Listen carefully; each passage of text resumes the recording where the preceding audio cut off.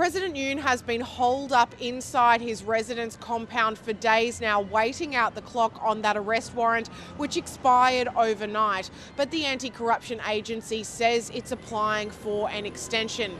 Protesters and supporters of the president had turned out in their thousands over the weekend and even into Monday as that deadline approached.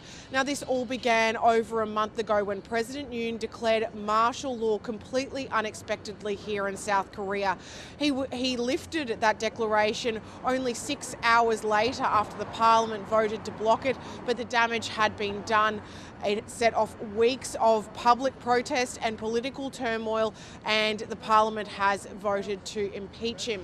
Now, the US Secretary of State Antony Blinken was in Seoul on Monday and met with the country's acting president and the foreign minister. Secretary Blinken told the media after his meetings that Washington had expressed its serious concerns about President Yoon's actions, but said that the peaceful response here in South Korea showed the strength of the country's democracy.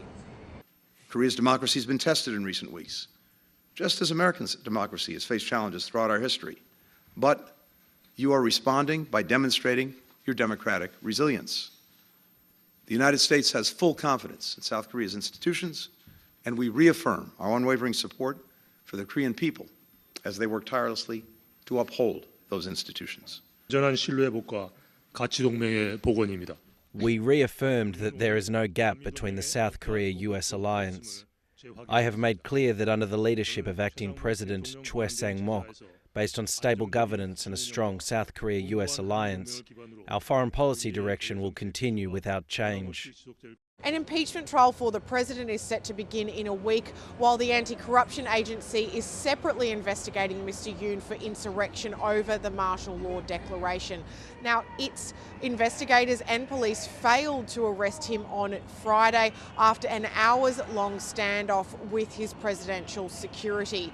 There was some confusion here on Monday after the anti-corruption agency asked the police to take full carriage of the arrest warrant.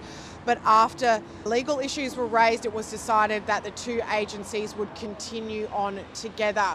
South Korean media is now reporting that police are considering detaining any presidential security staff who try to block future attempts to arrest the president.